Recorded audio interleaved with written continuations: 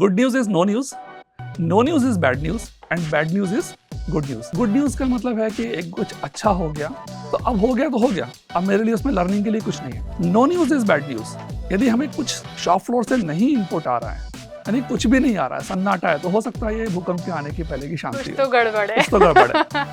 ऐसे क्या चीजें हैं जिससे reporting of incidents can be treated as a positive thing? ऐसा एनवायरनमेंट बनाना पड़ता है जिससे कि लोग बोल सकें।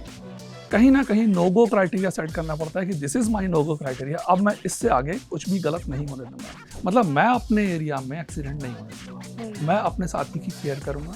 यदि वो कुछ गलत कर रहा है उसे रोकूंगा टोकूंगा, लेकिन एक्सीडेंट एक्सेप्टेड नहीं। यदि मैं एक सर्किल लूँ, उस सर्किल के 4 कोऑर्डिनेट डिवाइड करूँ, तो ये बहुत ही फेमस थ्योरी है, इसको हम बोलते हैं 3P थ्योरी। एक पार्ट है प्लांट, दूसरा है प्रोसीजर और तीसरा है पीपल, चौथा पार्ट उसमें है accident.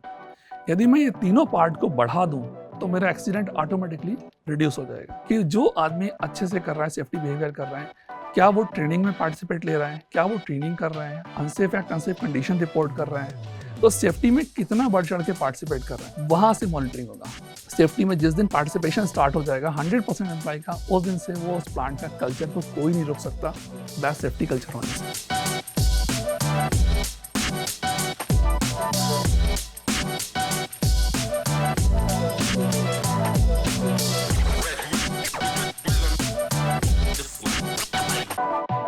Hello and welcome to Meet Momentum Masters. So I heard this interesting saying about compliance, that compliance is like a watermelon. It's green on the outside, everything looks fresh, it looks clean. That means the audits are passed, the policies are in place, and everything looks great at first glance. But when you dig deeper, you might come across red on the inside. There might be hidden risks, there might be overlooked behaviors, and sometimes systems that are just scratching the surface of safety. But true business leaders who are actually building their business with momentum, those business leaders understand that safety isn't just about compliance. It's actually a strategic pillar for operational excellency and long-term business growth, especially in high-risk industries. That is why at Meet Momentum Masters, we will be engaging with seasoned safety leaders who will be sharing how safety can actually help in business growth in the long term. So today, who better a guest can be than Dr. Madhur Saxena. He is a seasoned safety leader with over 26 years of experience in industrial safety and sustainability and a very extensive background in chemical industry. He's currently serving as the corporate safety leader at Deepak Nitrite Limited, where he is spearheading transformative initiatives in fostering a safety culture, process enhancement and sustainable development. So let's welcome Dr. Madhur Saxena to Meet Momentum Masters. Welcome, sir. Thank you so much, Shweta, for such a wonderful words. And kudos to you to selecting of this topic, because this topic is very close to my heart. Thank you once again. Great, sir. So today we would like to hear more about your personal journey, that how your journey in as a safety professional, safety and sustainability professional started, how you thought of going into this field, and what kind of experiences have shaped your thought about safety culture and leadership. So I started my career with Tata Chemicals in 1997. At that time, I was associated with production department, and I have worked in various departments like ammonia, urea, and I have worked in shop floor as well as DCS also. So at that time, जो लोग perform नहीं करते थे कहीं, तो उनको safety training में भेज दिया जाता था। तो एक इस तरीके का कॉन्सेप्ट था। तो हम लोगों ने शुरू से ही, मेरा शौक था, सेफ्टी इंटरेस्ट बहुत ज़्यादा था, और सबसे ज़्यादा ये इम्पैक्ट जो मेरे करियर पे आया, रतन टाटा जी ने विजिट किया था लगभग 2006 में। जब वो आए थे, तो जब प्लांट से जब एंट्री उन्होंने किया, तो उसके बाद जो उनको सेफ्टी टॉक दिया गया, वो इतना हम्बल जेस्चर के साथ उन्होंने सेफ्टी टॉक एक्सेप्ट किया, रिसीव किया, पीपीज पहने, गैजेट्स पहने, सेफ्टी शूज़ पहने, और वो प्लांट में ग्राउंड पे गए। जब प्लांट में राउंड पे गए, तो हमारा एक एरिया था नेफ्था बल्क स्टोरेज, जहाँ पर हाईली फ्लेमेबल एरिया है। वहाँ पर वो जाते समय एक पेजर, उस समय पेजर चलते थे, तो वो पेजर लगाए हुए थे, तो सिक्योरिटी गार्ड ने उनको वहाँ रोक लिया। तो उस चीज़ को उन्होंने एक्सेप्ट किया, पेजर निकाला, और बाद में फाइनली उसको बहुत अप्रिशिएट किया। एक दूसरा एपिसोड मेरे साथ हुआ है कि जब mister R Gopal Krishnan, just next to Ratan Tata, वो जब साइट पे आते थे उनके उस ज़माने में उनके KRA में सेफ्टी होता था, मतलब कि आपको साइट पे 2 बार आना है, लोगों से मिलना है, बात करना है। साइट पे आते थे, वो बात करते थे, जब कॉमन फोरम पे जब बात करते थे तो उनका सबसे पहला वही होता था कि आप सेफ्टी के बारे में बोलो, और डरने की कोई ज़रूरत नहीं है, जब मैं आपका जॉब नहीं ले सकता तो आपका जॉब कोई नहीं ले सकता। तो हम लोग उस मुखर इन्वायरमेंट से बाहर निकल के आए हैं सेफ्टी के लिए। प्रोडक्शन में काम करते करते लगभग मुझे 10 साल हो गए थे, और ये जो सेफ्टी बार बार मेरे सामने आ रहा था, तो मुझे कहीं ना कहीं ये फील हो रहा था कि इतना नोबल कॉज है और मैं प्रोडक्शन में अपनी पूरी लाइफ खपाता रहूँगा तो कैसे चलेगा। तो फिर एक अपॉर्चुनिटी मिला मुझे इसमें आने का, प्रोडक्शन से सेफ्टी में आने का, और मैंने इसे ग्रेस्प किया। टाटा केमिकल्स में मैंने थोड़ा टाइम काम करने के बाद different organization, Chambal chemicals and fertilizers में ज्वाइन किया। फिर उसके बाद जुबिलेंट में मोर देन 10 ईयर्स मैंने काम किया, देन DCM श्रीराम, और अभी मैं दीपक नाइट्राइट में हूँ। That's all. तो क्या ये दो जो की एक्सपीरियंसेस आपने जो शेयर किए, they were the defining moments for your career and how you took charge from production to safety? So today when you are like after doing your PhD in industrial safety, what what do you feel about the role of leaders in setting the tone for the right safety environment in the company? How do you think कि leaders जो हैं वो किस तरीके से अच्छे examples set करते हैं अपनी टीम के लिए? एक्चुअली मोस्ट इम्पॉर्टेंट पार्ट ये है, एक जिसको हम बोलते हैं फेल्ट लीडरशिप। फेल्ट लीडरशिप का मतलब ये है कि जब मैं as a leader shop floor पे जा रहा हूँ, लोगों से बात कर रहा हूँ, तो उनको फील आना चाहिए कि मैं उनकी केयर कर रहा हूँ, उनकी सेफ्टी के बारे में बात कर रहा हूँ। और यही एक सबसे बड़ा टर्निंग पॉइंट होता है, जब लीडर्स को अपने आप को शॉप फ्लोर पे जब लेके जा रहे हैं, तब उस समय उनको सेफ्टी ही फोकस रखना है। प्रोडक्शन अपने आप आएगा, क्वालिटी अपने आप आएगी, लेकिन जब आप फोकस करते हैं सेफ्टी पे, लोगों से बात करते हैं, तो उनको ये फील होता है कि मेरे बारे में केयर कर रहे हैं। दूसरा, एक ऐसा इन्वायरमेंट बनाना पड़ता है जिससे कि लोग बोल सकें। कहीं ना कहीं नो गो क्राइटेरिया सेट करना पड़ता है कि this is my no go criteria, अब मैं इससे आगे कुछ भी गलत नहीं होने दूंगा, मेरे एरिया में कोई प्लांट में इंसिडेंट नहीं होगा। तो लीडरशिप का एक बहुत बड़ा रोल है। सेफ्टी, बहुत सारे लोग बोलते हैं कि सेफ्टी बॉटम ड्रिवन अप्रोच है, बट मेरा मानना एकदम उल्टा है।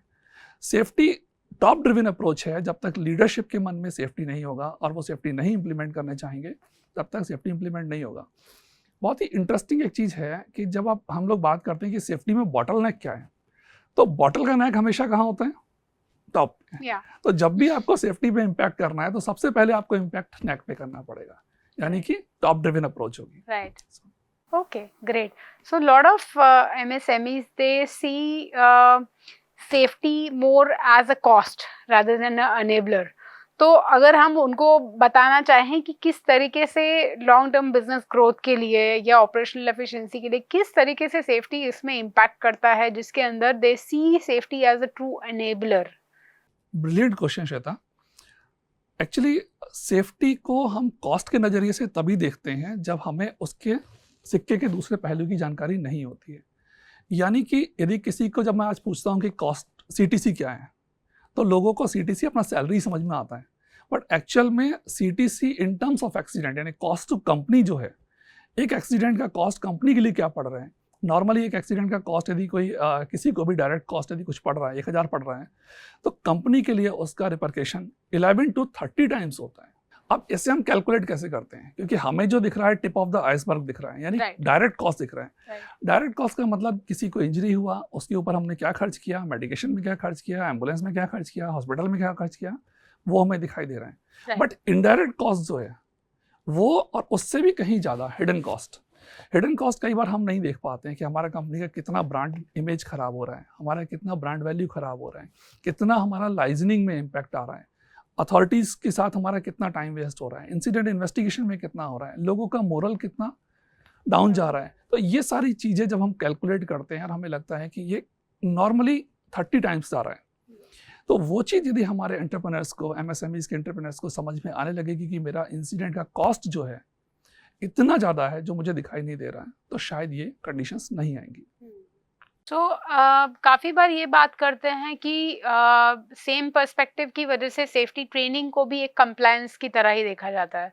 तो आपके अभी तक के एक्सपीरियंस के अंदर जहाँ पे भी वो चेकलिस्ट ड्रिवन अप्रोच से जब स्ट्रैटेजिक अप्रोच के टुवर्ड्स शिफ्ट होना होता है, तो सबसे पहला यही स्टेप आता है कि अवेयरनेस की कंप्लायंस की जगह आप उसको कैसे एक अनेबलर की तरह, एक स्ट्रैटेजी की तरह देखते हैं। तो आप इसके अंदर कुछ अपने एक्सपीरियंसेस शेयर करिए कि सेफ्टी ट्रेनिंग के थ्रू कैसे ट्रांसफॉर्मेशन ड्राइव किया जा सकता है किसी कंपनी के लिए, and what are some of the best practices for safety training? देखिए, सेफ्टी ट्रेनिंग किसी भी इंडस्ट्री का बैकबोन हो सकता है, क्योंकि जब हम हैजार्ड को पहचानना शुरू करते हैं तो हमारा आधा काम हो जाता है। यदि हम पहचान लें कि हाँ, यहाँ पर खतरा है, हैजार्ड है, तो कोई जानबूझ के हम मरने नहीं जा रहा है, जानबूझ के एक्सीडेंट कोई नहीं करने जा रहा है। तो जो hazard assessment, not only hazard assessment, ऐसी बहुत सारी ट्रेनिंग है, लीगल कंप्लायंसेस की ट्रेनिंग है। और सबसे अच्छा ब्यूटी क्या है हमारे यहाँ कि हमारा जो फैक्ट्री एक्ट बना है, जो जिस ज़माने में बना था उससे लेकर आज तक वो उतना ही एप्लीकेबल है। यदि हम रिलीजियसली अपने फैक्ट्री एक्ट को भी 100% फॉलो करें तो शायद इंसिडेंट ही ना हो। लेकिन गैप कहाँ है कि हम लोग उसको फॉलो करते हैं टिक मार्क करके, बॉक्स बना के, बट जनरली हम उसको नहीं करते। और दूसरी चीज़, ट्रेनिंग में कई बार ट्रेनिंग का फेलियर मैंने देखा है, बहुत करीब से देखा है कि हमने एक यूनिफॉर्म ट्रेनिंग मॉड्यूल डेवलप किया और सबको पढ़ा दिया। तो कभी भी ट्रेनिंग का मॉड्यूल इस तरीके से नहीं बनाना चाहिए, ट्रेनिंग का प्लान इस तरीके से नहीं बनाना चाहिए कि पूरा 360 एम्प्लॉय पे मैंने उसको इम्प्लीमेंट कर दिया। बहुत इंपॉर्टेंट की फैक्टर आता है उसका ट्रेनिंग नीड आइडेंटिफिकेशन। और ट्रेनिंग नीड आइडेंटिफिकेशन में भी एक बहुत क्रूशियल पार्ट है, वो है एक्सीडेंट्स। जब तक एक्सीडेंट्स का मेरा करेक्टिव एंड प्रिवेंटिव एक्शन में मेरी ट्रेनिंग नहीं जाएगी, किस वजह से फेलियर हुआ वो नहीं जाएगा और उसका करेक्टिव मेजर्स नहीं जाएगा, तब तक वो ट्रेनिंग अधूरी है। ट्रेनिंग आइडेंटिफिकेशन में कई और भी आयाम हैं, जैसे अपना एक्सीडेंट हो गया, इसके अलावा unsafe act, unsafe condition, near Mrs, ये शॉप फ्लोर पे कहाँ हो रहे हैं, कहाँ पे ज़्यादा हो रहे हैं, किस टाइप के हो रहे हैं, कहाँ पे पीपीज का फेलियर है, कहाँ पे एसओपी का फेलियर है। तो एक यूनिफॉर्म ट्रेनिंग सॉल्यूशन नहीं हो सकता। तो उसके लिए हमें अलग अलग क्लस्टर में अलग अलग लोगों के लिए अलग अलग ट्रेनिंग का हमें मॉड्यूल बनाना होगा और उसी को इम्प्लीमेंट करना। राइट। तो ये जो लीडिंग लैगिंग इंडिकेटर्स का बहुत ज़्यादा कॉमन कॉन्वर्सेशन होता है, उसके ऊपर क्या थॉट प्रोसेस है आपका? एक बार को हम भूल जाएं कि लैगिंग इंडिकेटर क्या है। हाँ। यदि हम लीडिंग पे फोकस करेंगे तो लैगिंग इंडिकेटर ऑटोमेटिकली कंट्रोल हो जाएंगे। लीडिंग इंडिकेटर्स में बहुत सारे जगह अलग अलग चीज़ें काउंट करते हैं, जैसे सेफ्टी ट्रेनिंग अपने आप में एक लीडिंग इंडिकेटर है। सेफ्टी ट्रेनिंग के अलावा जो मेरा मानना ये है कि जो सबसे क्रूशियल इंडिकेटर है वो है employee participation, employee participation in safety. एक ऑर्गेनाइजेशन में मैंने काम किया, मेरी पुरानी ऑर्गेनाइजेशंस में एक है, वहाँ पर एम्प्लॉय पार्टिसिपेशन जब मैंने ज्वाइन किया तो शायद 4% 5% के आसपास था। सेफ्टी का ग्राफ अच्छा नहीं था। बट आज आप उस चीज़ को कंपेयर करेंगे तो शायद वो एम्प्लॉय पार्टिसिपेशन 100% है और सेफ्टी का ग्राफ बहुत ऊपर जा चुका है। आज की डेट में फ्रीक्वेंसी रेट, सीवियरिटी रेट बहुत कंट्रोल्ड है। तो ट्रेनिंग, कम्युनिकेशन और एक्सीडेंट इन्वेस्टिगेशन, ये कोर पिलर्स हैं सेफ्टी इंप्लीमेंटेशन के लिए। और सबसे ज़्यादा इंपॉर्टेंट क्या है? Employee participation. तो एम्प्लॉय पार्टिसिपेशन को एनेबल करने के लिए ऐसा जनरली बोलते हैं कि नहीं, एम्प्लॉयज़ हैं, they must be encourage to speak up, but ऐसा एनवायरनमेंट क्रिएट करने के लिए एक लीडर को क्या करना पड़ता है कि जिसकी वजह से वो बोल पाएँ खुल के बेझिझक, कि इंसिडेंट रिपोर्ट करने से उनको डर लगता है, या वो जो है वो पार्टिसिपेशन कैसे एनकरेज किया जाए? Wow, excellent question. एक बहुत ही इंपॉर्टेंट कोट है, आपने सुना हो शायद, good news is no news, no news is bad news and bad news is good news.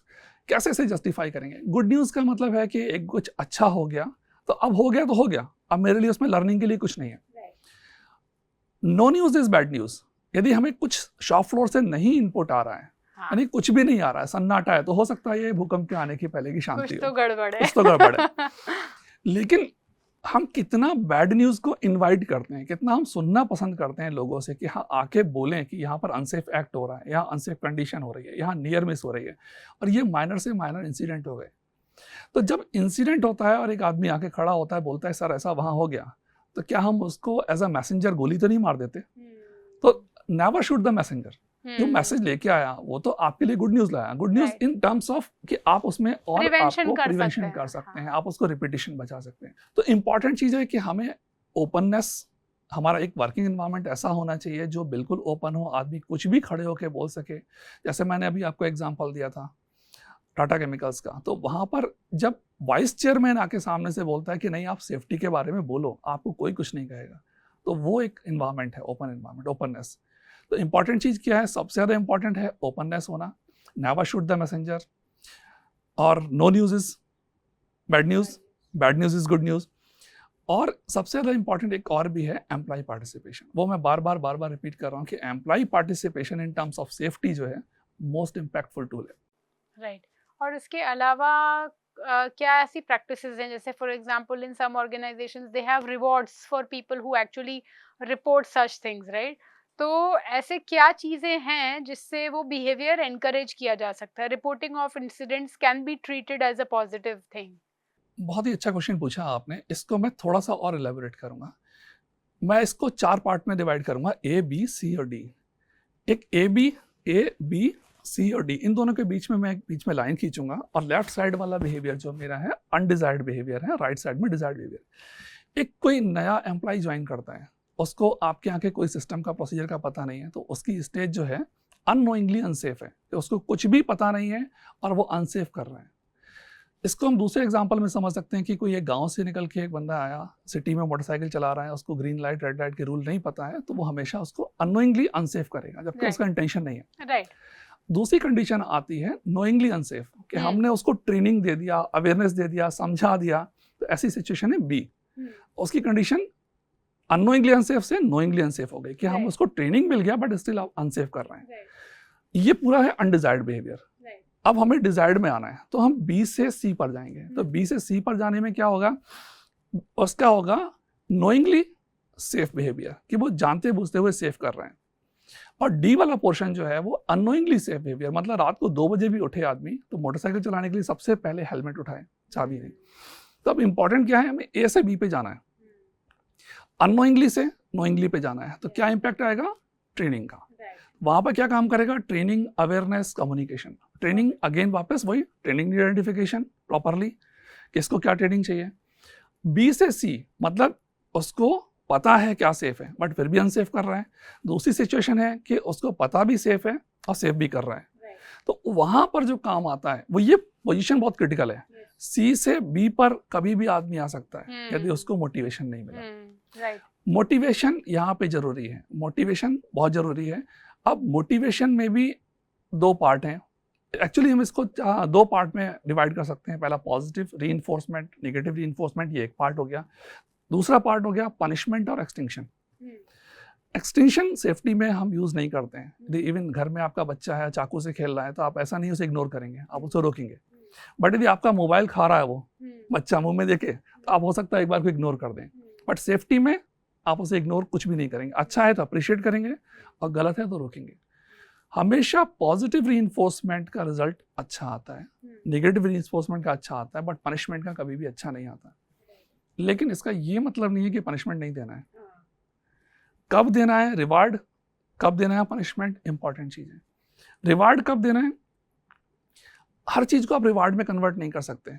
यदि मेरे एक आदमी है, एक मेरी टीम है और उसको मैं नियर मिस रिपोर्टिंग को प्रमोट कर रहा हूँ और मैं बोलूंगा कि हर आदमी नियर मिस रिपोर्टिंग करेगा, मैं उसे एक पार्कर का पहन दूंगा।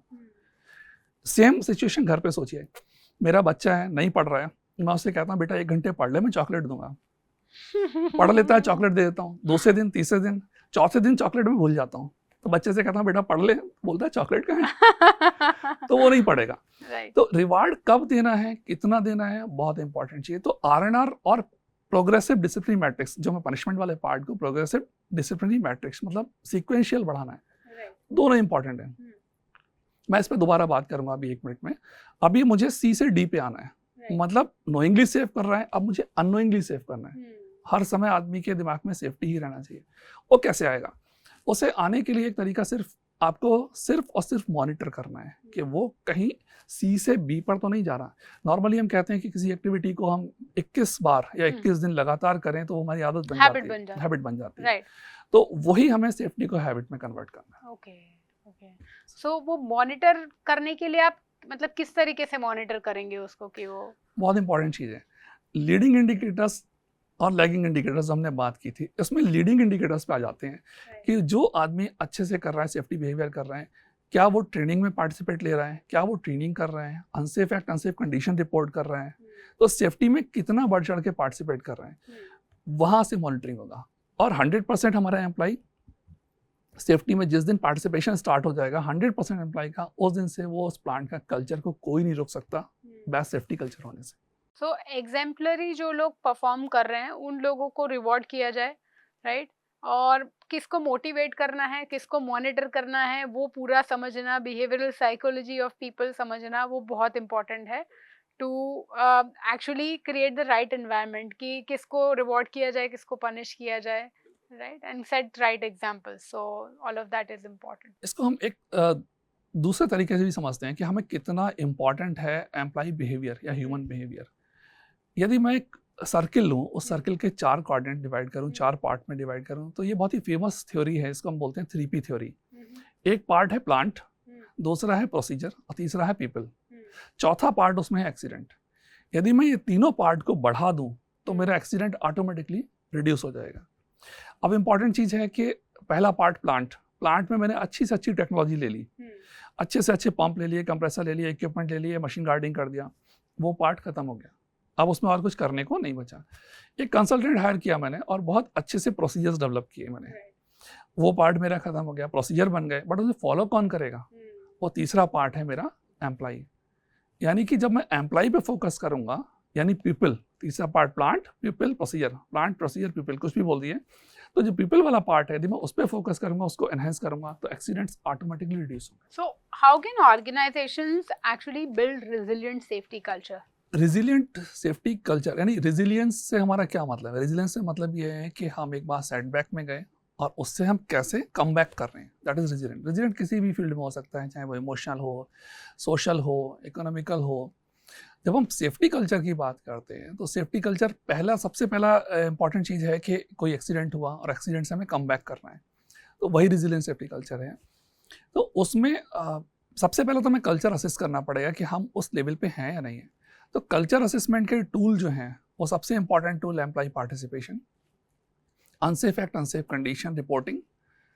देन उसके बाद जब एम्प्लॉय पार्टिसिपेट कर रहा है और unsafe act, unsafe condition report कर रहा है, तो किस एरिया में किस तरीके के ऑब्जर्वेशंस आ रहे हैं, किस एरिया में पीपीज के आ रहे हैं, किस एरिया में बाकी एसओपी फेलियर के आ रहे हैं, परमिट सिस्टम फेलियर के आ रहे हैं।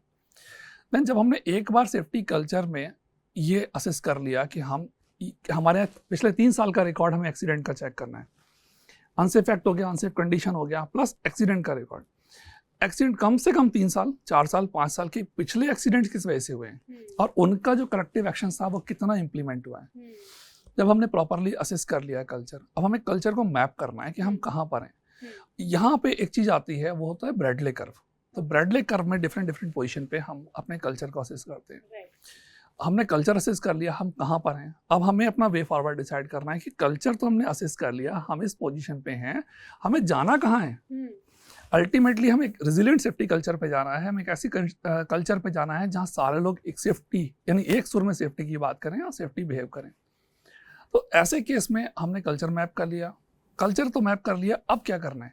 अब हमें अपना SWOT एनालिसिस करना है कि हमारी कितनी स्ट्रेंथ है, हम कितना कैपेबल है, हमारी क्या वीकनेसेस हैं, कि हमारा क्या एम्प्लॉय का ट्रेनिंग का वीकनेस है, क्या एम्प्लॉय मोटिवेशन का वीकनेस है, क्या हम लीगल में वीक है। SWOT एनालिसिस करेंगे, स्ट्रेंथ, वीकनेस, देन अपॉर्चुनिटी क्या है हमारे पास और हमारे लिए थ्रेट क्या है। SWOT एनालिसिस करने के बाद हमें अपना विजन दिखाई देना चाहिए कि मुझे अभी इस पोजीशन पे हूँ और मुझे यहाँ तक जाना है। तो अब मुझे क्या करना है? अब मुझे एक टाइम फ्रेम फिक्स करना है। उस टाइम फ्रेम पे मुझे अपने टारगेट्स बनाने हैं, short term target, long term target, यानी time bound action plan. Correct, time bound action plan. तो ये पूरा जर्नी जो है एंड टू एंड, मतलब कल्चर असेसमेंट शॉप फ्लोर से लेकर एक रेजिलिएंट सेफ्टी कल्चर तक, ये तभी इंप्लीमेंट होगा। तो ये जो एक्टिविटी है इसको कितना समय लगता है जनरली, अगर कोई ऑर्गेनाइजेशन में इम्प्लीमेंट किया जाए प्रॉपर तरीके से? नॉर्मली कल्चर असेसमेंट में टाइम नहीं लगता। कल्चर असेसमेंट में आप 3 से 4 महीने बहुत हैं, कर सकते हैं, बट इम्प्लीमेंटेशन में कम से कम 2 साल का टाइम लगता है। यदि कोई ये बोले कि हाँ कल्चर मुझे दिनों रात चेंज करना है, तो वो पॉसिबल नहीं है, क्योंकि कल्चर किससे बनना है? कल्चर लोगों से बनना है। लोग जब एक सुर में सेफ्टी की बात करेंगे तभी कल्चर चेंज होगा। कम से कम 2 साल का समय लगना ही लगना है। तो ये जो एस्पेक्ट है specially for companies who are dealing with international customers. वो जो global customers हैं उन लोगों के लिए, because in the West safety is perceived in a very different way. It is the way if you have to get business with them, what kind of a culture you should have, that image is being defined by what you stand for. So how crucial is this implementation of a safe practices or implementation of a proper safety culture, the setting up the roadmap for the companies who are actually dealing with international clients from the image perspective? सो ये उतना ही important है जितना कि आपको अपने product को लेके market में सेल करना, क्योंकि बाहर से जब हमारा जो फॉरेन इंटरनेशनल कल्चर है वहाँ से लोग आके आपके यहाँ प्लांट में आते हैं आपका प्रोडक्शन देखने, आपका मटेरियल लेने, तो वो आप मटेरियल की बात नहीं करते हैं। आज क्वालिटी की बात नहीं होती है, आज बात होती है सेफ्टी की। हम कितना सेफ हैं, हम कितना सस्टेनेबल हैं, हमारा बिजनेस कितना सस्टेनेबल है। जब हम सेफ की बात करते हैं तो सेफ्टी के अगेन लीडिंग इंडिकेटर्स हमारा मिरर है, आईना है कि हमारा जो लीडिंग इंडिकेटर्स है, हमारा एम्प्लॉय पार्टिसिपेशन है, हमारा रिडक्शन ऑफ एक्सीडेंट है, लैगिंग इंडिकेटर्स में रिडक्शन है और लीडिंग में इंप्रूवमेंट है। तो ये दो जो चीज़ हैं, दो सिक्के के पहलू, यानी कि लीडिंग और लैगिंग इंडिकेटर्स, ये मेरे कल्चर को पूरी तरीके से रिफ्लेक्ट कर देते हैं। तो ये उतना ही इंपॉर्टेंट है एम्प्लॉय पार्टिसिपेशन, एम्प्लॉय को इन्वॉल्व होना, एम्प्लॉय का सेफ्टी के बारे में बात करना, और क्वालिटी और प्रोडक्शन आउटकम है वो तो ऑब्वियस है, आएगा ही आएगा। एम्प्लॉय मोटिवेटेड होगा, एम्प्लॉय ट्रेंड होगा, एम्प्लॉय एजुकेटेड होगा और सेफ होगा। क्योंकि जिस तरीके से हम घर से आ रहे हैं, जिस खुशी से आ रहे हैं, उसी खुशी से हम प्लांट में काम कर। देखिए, मैं घर जा रहा हूँ, शाम में 7 बजे घर पहुँच रहा हूँ, तो मेरा 2 घंटे 3 घंटे घर पे रहता हूँ, बाकी सो जाता हूँ, सुबह उठ के फिर ऑफिस आ रहा हूँ। तो ऑफिस जो मेरा है, यानी प्लांट जो है, वो सेकंड होम है मेरा। यदि मैं वहाँ सेफ रहूँगा, सेफ महसूस करूँगा, तभी मेरी फैमिली घर पे सेफ रहेगी। टॉकिंग अबाउट सेफ्टी ट्रेनिंग, आपने आई थिंक 26 ईयर्स के अंदर बहुत सारे अलग अलग टाइप के सेफ्टी ट्रेनिंग के इम्प्लीमेंटेशन देखे होंगे, the shabby versions of them and the good ones of them. So आपने सेफ्टी ट्रेनिंग्स के अंदर अभी तक कहाँ पे गैप्स देखे हैं, और आपने जो अभी जो ऑर्गेनाइजेशंस में आप वर्क कर रहे हैं, या जिस ऑर्गेनाइजेशन में आप वर्क कर रहे हैं, या फिर पास्ट में कहीं पे if you have been successfully able to implement robust training program, so उसमें आपने क्या क्या टूल्स यूज़ किए उसके लिए? एक्चुअली सेफ्टी ट्रेनिंग का फेल होने की वजह ही है कि वो हम कॉमन ट्रेनिंग बना के हम सब पे थोप देते हैं कि मेरा हर एम्प्लॉय को मिनिमम, बेयर मिनिमम इतना ट्रेनिंग जाना है। यदि मैं आज की डेट में गुजरात में हूँ, तो गुजरात की बात करूँ तो बेयर मिनिमम जो सेक्शन 111A है, जो लेजिस्लेटिव अथॉरिटीज़ हैं, उनकी तरफ से है कि हमें बेयर मिनिमम इतना तो करना ही करना है। तो वो एक ठीक है, हजार्ड असेसमेंट से लेकर इमरजेंसी प्रिपेयर्डनेस तक उसमें सब कुछ कवर है। बट बियॉन्ड दिस, इसके बाद जैसे मैंने बात की थी कि मुझे मैप करना होगा कि कहाँ पर किस तरह की सेफ्टी ट्रेनिंग की रिक्वायरमेंट है। वो कहाँ से होगा? मेरी रिपोर्टिंग पैटर्न से होगा, अनसेफ एक्ट अनसेफ कंडीशन से होगा, नियर मिसेस से होगा, लास्ट एक्सीडेंट्स के रिकॉर्ड से होगा कि कहाँ किस तरीके के एक्सीडेंट्स हो रहे हैं, कहाँ पर कहाँ फेलियर हो रहे हैं। तो जब हम उस तरीके के असेसमेंट के बाद अपना ट्रेनिंग मॉड्यूल्स बनाएंगे तो वो ज़्यादा इफेक्टिव होगा। तो उसके लिए हम लोगों ने मेरी पास्ट ऑर्गेनाइजेशन में मैंने किया था कि हमने कंपनी एम्प्लॉय के लिए एक तो मैंडेटरी, जो जैसे यहाँ पे 111A है, वहाँ पर भी हमने एक मैंडेटरी 2 डेज़ का मिनिमम एक मॉड्यूल स्टार्ट किया। उसको हमने 3 पार्ट में डिवाइड किया। जो इंडक्शन का पार्ट है, पहला पार्ट था L1, दूसरे को हम L2 बोलते हैं, तीसरे को L3। L1 का मतलब है जब एम्प्लॉय ने ज्वाइन किया तो उसको हाफ डे का ट्रेनिंग देते हैं। उसके बाद जब 25-30 लोगों का ग्रुप इकट्ठा हो गया उस महीने में, तो उन लोगों को 1 फुल डे ट्रेनिंग दिया जाएगा और हाफ डे ट्रेनिंग उनका शॉप फ्लोर पे होगा, जहाँ पर उनको जो काम करना है। सिमिलर काइंड ऑफ मॉड्यूल हमने कॉन्ट्रैक्ट एम्प्लॉय के लिए भी इम्प्लीमेंट किया।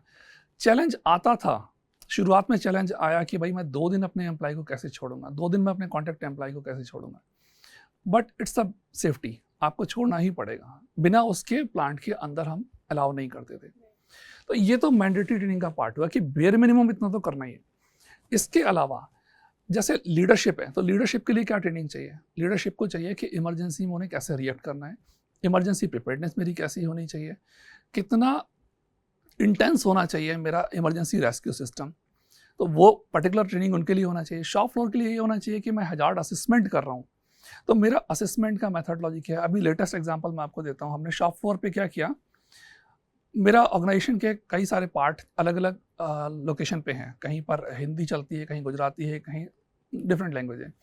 तो वहाँ पर हमने शॉप फ्लोर के लोगों से उन्हीं की लैंग्वेज में हैजार्ड्स का असेसमेंट कराया। क्योंकि कोई एक फॉर एग्जांपल एक केमिकल का ट्रक आके खड़ा हो रहा है रोड पे और उसके बाद वो प्लांट में आ रहा है, उसको हम अनलोड कर रहे हैं। मैं एज अ इंजीनियर डीसीएस पे बैठ के शिफ्ट इंचार्ज की तरह से मैं उसके हैजार्ड को असेस नहीं कर सकता। जो लोग डे इन डे आउट में हैंडल कर रहे हैं उनको पता है कि यदि यहाँ पे मैंने कुछ फुटरेस्ट नहीं लगाया तो ये मेरा ट्रक पीछे आ सकता है, बैक आ सकता है। व्हील चोक नहीं लगाया तो मैंने ये मेरा वापस आ सकता है, बैक हो सकता है। चढ़ते पे मैं गिर सकता हूँ, बाल खोलते समय स्पिल हो सकता है, लीकेज हो सकता है, होज डिटैच हो सकता है। तो वो सारे हैजार्ड हमने उनसे जॉट डाउन कराए उनकी लोकल लैंग्वेज में। उसको शिफ्ट इंचार्ज ने कन्वर्ट किया उसकी प्रोबेबिलिटी और सीवियरिटी के बेसिस पे कि कौन कितना हैजार्डस है। तो ये जस्ट एक एग्जांपल है कि हम किस तरीके से ट्रेनिंग को इम्प्लीमेंट कर सकते हैं। Okay, right. तो ट्रेनिंग के लिए जो टूल्स यूज़ होते हैं, जैसे कि जनरली एक इन पर्सन ट्रेनिंग है वो एक मोड यूज़ होता है, उसके अलावा वीडियोस यूज़ होते हैं। तो इंसिडेंट बेस्ड लर्निंग है, या जैसे आपने बताया कि अभी जब सेफ्टी कल्चर भी डेवलप करना है तो काफ़ी you have to dig deep and see what kind of accidents have happen. So what kind of tools generally organization use in training, and in your view what are the effective tools that can be used for training the safety professionals in India, considering कि अभी हमारे safety के incidents बढ़ रहे हैं, chemical safety के भी incidents we are hearing, and public space के अंदर भी, पब्लिक स्पेसेस के अंदर भी, सूरत में, राजकोट में बहुत सारे incidents have surfaced, right, and the awareness has undoubtedly increased already, but in terms of tools or on the government level or as a safety professional, how can we come together to think of such tools which can be useful for passing on the right knowledge to the people, to the masses is one front to avoid the public accident, and on the front of safety professionals, industrial safety professionals, so उनके लिए relevant knowledge कैसे share किया जाए? Excellent. जब हम छोटे थे तो टीवी पे, दूरदर्शन पे बहुत अच्छा प्रोग्राम आता था, मैं उससे रिलेट कर पा रहा हूँ बहुत कुछ। उस प्रोग्राम का नाम था विज्ञान आओ करके सीखें। बट सेफ्टी में ये नहीं चलता। सेफ्टी में हमें दूसरों की गलतियों से ही सीखना पड़ेगा।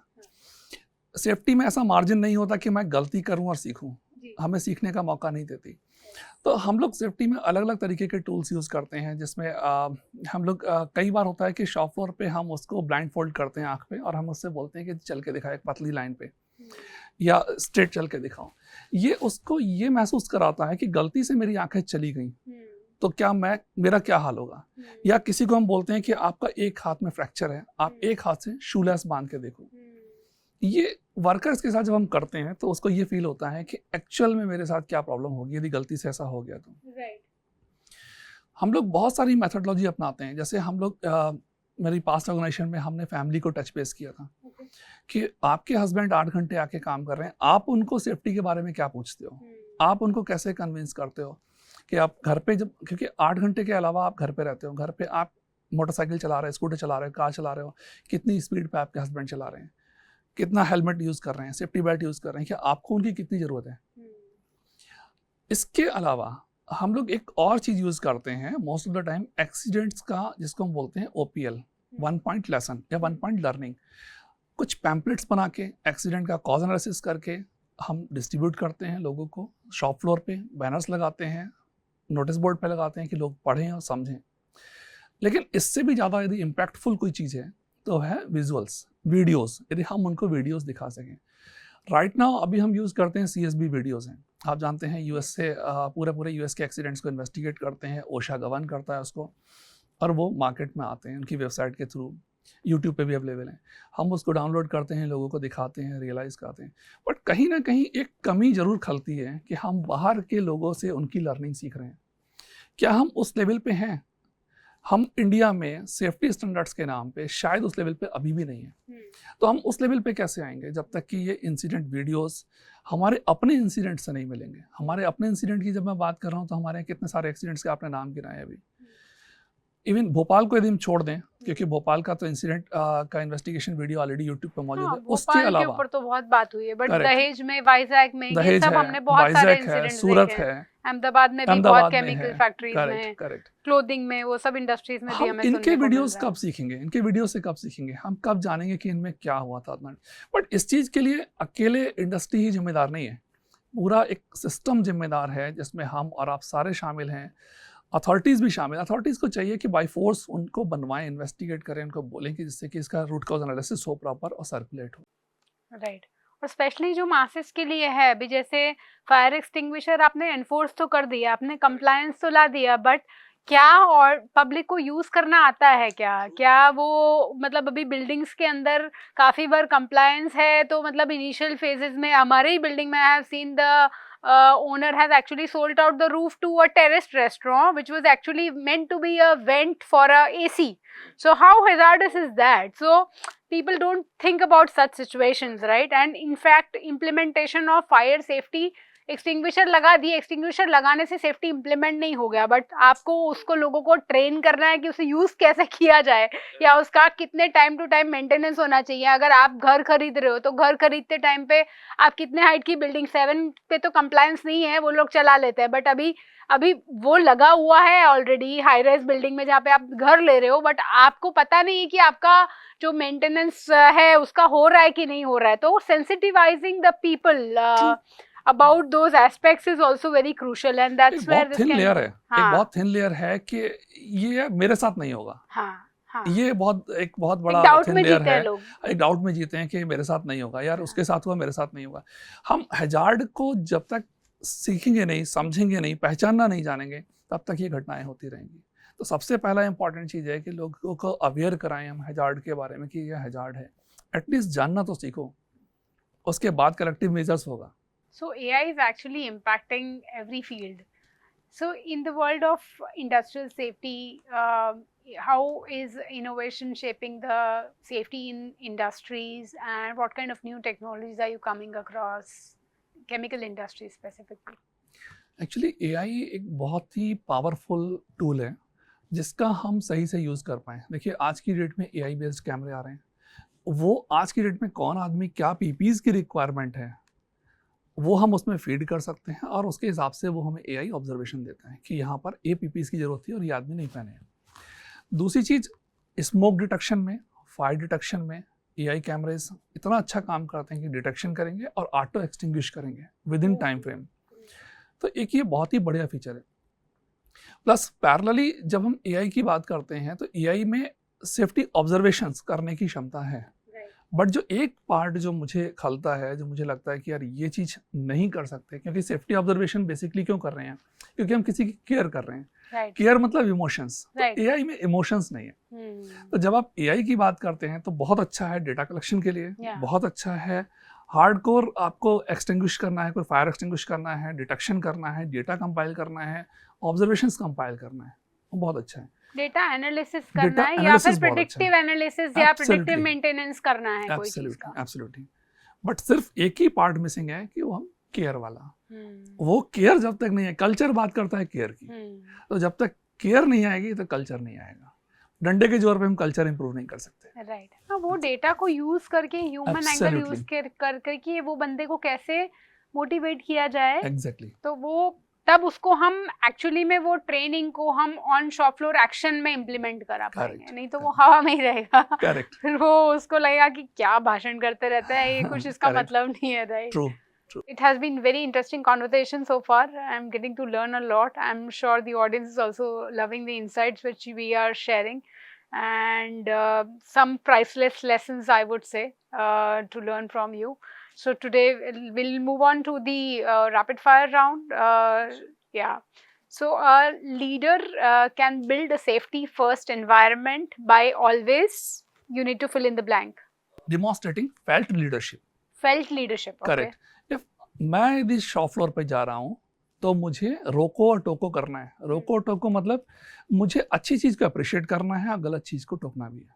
यदि मैं ये करूँगा, लेकिन पैरेलली ये भी है कि मुझे खुद को भी फॉलो करना है, मुझे खुद को भी डिमॉन्स्ट्रेट करना है। मैं किसी से करने के लिए तब कह सकता हूँ जब मैं खुद कर रहा हूँ। That's it. Great. So if you had to recommend a safety training to any of the MSMEs in the manufacturing, specifically in chemical manufacturing, what would be that? No doubt 111A, that is a mandatory part, and apart from 111A, hazard assessment, then उसके अलावा emergency preparedness और उसका execution drill. तो जब तक हम hazard assess नहीं करेंगे तब तक हम उसे mitigate नहीं करेंगे। दूसरा कुछ यदि वर्स्ट केस सिनेरियो कुछ हो गया तो हम उसको रिएक्टिव अप्रोच कैसे करेंगे, कितनी जल्दी हम उसको कंट्रोल कर पाएंगे, that is most important part. And what is some one safety rule which you follow even at home? Simple 2 words, we care. जब हम केयर करते हैं किसी की तो हम उसको एक खरोच भी नहीं आने देते, चाहे वो मेरा बेटा हो, मेरी वाइफ हो, मेरा भाई हो, मेरी बहन हो. सेम फिलॉसफी हम प्लांट में अपनाएं कि वी केयर. मेरा जो एम्प्लॉय है, मेरा जो कुलीग है, उसको मैं कुछ नहीं होने दूंगा. तो कैसे होगा पॉसिबल? अगेन वही हजार्ड असेसमेंट, प्रॉपर रोको टोको, that's all. And caring for your fellow members as well, like या not only from leaders, like from top to the like leaders caring for the employees, but the employees also caring for their Absolutely. colleagues and Yes, their yes. people who they are reporting. Exactly. In fact, I came across many such trainings which the Singapore WSH authority is also creating a lot of videos where they encourage the workers to take care of their co-worker. That actually is a very good practice which the Singapore safety authority is following. They are developing video content around that. That also is a very positive sign क्योंकि overall you create an environment where people feel cared for. Absolutely. तो as a leader जब हम बात करते हैं no go criteria, जब मैंने शुरुआत में बात की थी नो गो क्राइटेरिया, मतलब मैं अपने एरिया में एक्सीडेंट नहीं होने दूंगा. मैं अपने साथी की केयर करूंगा, यदि वो कुछ गलत कर रहा है उसे रोकूंगा टोकूंगा, लेकिन एक्सीडेंट एक्सेप्टेड नहीं है. एक छोटा सा लाइन और है लास्ट में, तो बोलते हैं ना कि culture Yeats strategy for breakfast. Right. तो हमें पहले कल्चर पे काम करना है, स्ट्रेटजी अपने आप हो जाएगा. Great. So thank you so much for joining us today. It was lovely interacting with you and so much to learn from. I'm still trying to digest कि कितना सारा हम लोगों ने positive examples discuss किए, कितने सारे हम लोगों ने methodologies discuss किए, and एकदम everything was so simple language and so simplified that it never felt like any technical jargon was being coming across, and I'm sure the audience would also love this experience. Thank you so much. That's lovely. I hope you liked this episode. If you liked the video, hit the like button and share it with your fellow entrepreneur friends. For more such insightful conversations with entrepreneurs and SME enablers, subscribe to this channel. Stay tuned for more content. Until then, keep the momentum going.